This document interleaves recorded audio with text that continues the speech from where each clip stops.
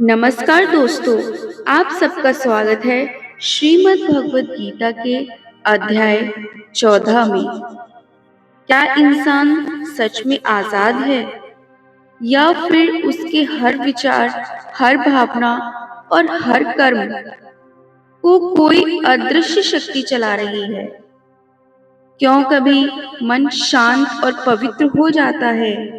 क्यों कभी इच्छाएं हमें बेचैन कर देती हैं?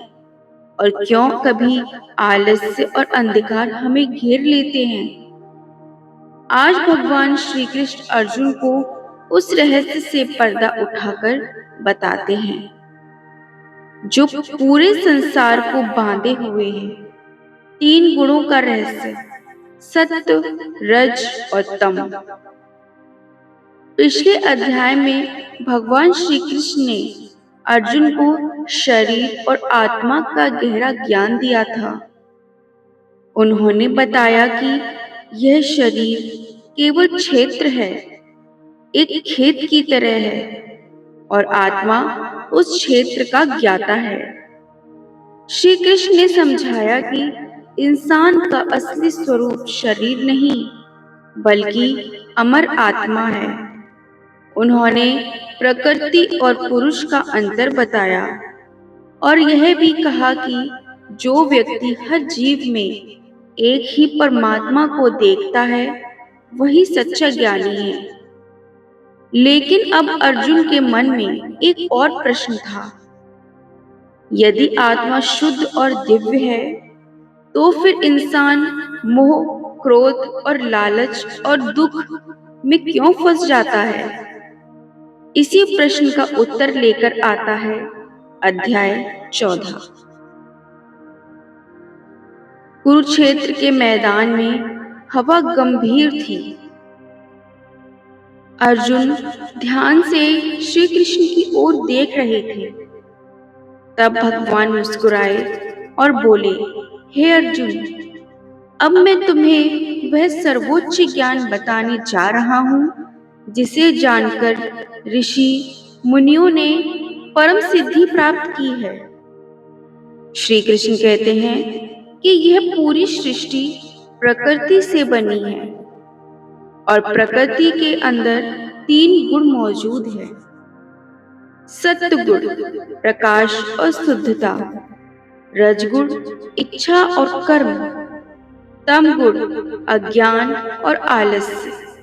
यही तीनों गुण हर इंसान के मन और जीवन को नियंत्रित करते हैं। श्री कृष्ण बताते हैं सत्वगुण निर्मल है। यह मनुष्य को ज्ञान, शांति और सुख की ओर ले जाता है। जिस व्यक्ति के अंदर सत्वगुण अधिक होता है उसका मन शांत रहता है, उसे सत्य अच्छा लगता है, वह दूसरों की मदद करता है, उसके अंदर दया, प्रेम और संयम होता है। लेकिन श्री कृष्ण यहाँ एक गहरा रहस्य बताते हैं। वे कहते हैं कि सत्य गुण भी बांधता है, क्योंकि इंसान सुख और ज्ञान के अहंकार में फंस सकता है, यानी अच्छाई का गर्व भी बंधन बन सकता है। फिर श्री कृष्ण अर्जुन से कहते हैं, रजगुण इच्छाओं से पैदा होता है। यह मनुष्य को कर्मों और फल की चाह में बांध देता है। रजोगुणी व्यक्ति हमेशा कुछ पाने की दौड़ में रहता है। उसे सफलता चाहिए, सम्मान चाहिए, धन चाहिए। वह कभी पूरी तरह संतुष्ट नहीं रहता। उसका मन हर समय भागता रहता है। श्री कृष्ण कहते हैं, इच्छाएं जितनी बढ़ती हैं, मन उतना ही बेचैन हो जाता है। अब श्री कृष्ण तीसरे गुण का वर्णन करते हैं। तम गुण अज्ञान से उत्पन्न होता है। यह मनुष्य को आलस्य, मोह और नींद में बांध देता है। तमोगुण इंसान की सोच को धुंधला कर देता है।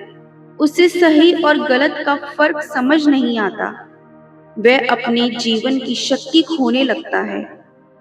श्री कृष्ण बताते हैं कि जब तम बढ़ता है तो इंसान का मन नीचे गिरने लगता है।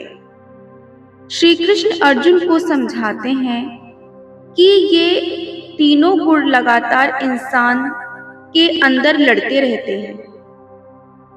कभी सत्व बढ़ता है तो मन शांत हो जाता है, कभी रज बढ़ता है तो इच्छाएं और बेचैनी बढ़ जाती है, और जब तम बढ़ता है तो आलस्य और भ्रम इंसान को घेर लेते हैं।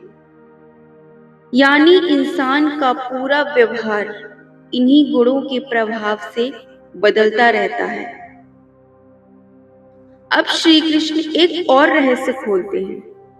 वे कहते हैं जो सत्य गुण में रहता है वह उच्च लोकों को प्राप्त करता है, और जो रजोगुण में रहता है वह कर्मों में बंधन में फिर जन्म लेता है, और जो तमोगुण में डूबा रहता है वह अंधकार में योनियों में चला जाता है।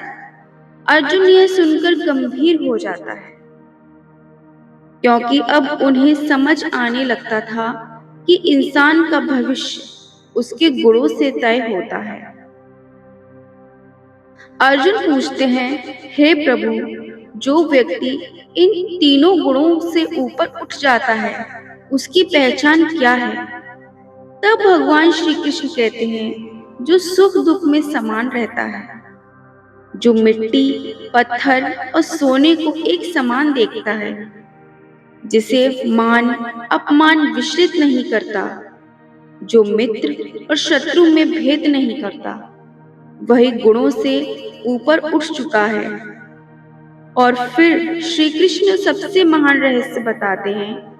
वे कहते हैं, जो व्यक्ति केवल मेरी भक्ति में स्थित हो जाता है वह इन तीनों गुणों को पार कर ब्रह्म को प्राप्त कर लेता है। कुरुक्षेत्र के मैदान में सूर्य धीरे धीरे अस्त होने लगा था। अर्जुन की आंखों में अब नई समझ जाग चुकी थी। उन्हें एहसास हुआ, मन के अंदर चल रही हर लड़ाई असल में इन तीनों गुणों की लड़ाई है। श्री कृष्ण अर्जुन की ओर देखते हुए कहते हैं, हे अर्जुन, मनुष्य तब तक बंधा रहेगा जब तक वह गुणों के खेल को सच मानता रहेगा, लेकिन जिस दिन वह मेरे शरण में आ जाएगा उस दिन वह हर बंधन से मुक्त हो जाएगा। और यही है अध्याय 14 का सबसे बड़ा संदेश। अपने मन के गुणों को पहचानो, लेकिन उनसे अपनी पहचान मत बनाओ, क्योंकि तुम शरीर नहीं, तुम शुद्ध, अमर और दिव्य आत्मा हो। तो दोस्तों, आज का ज्ञान कैसा लगा? अगर गीता के अध्याय 14 का ज्ञान आपको अच्छा लगा हो तो चैनल को सब्सक्राइब जरूर करना और कमेंट में जय श्री कृष्ण जरूर लिखना। आप सबको मेरी तरफ से राधे राधे।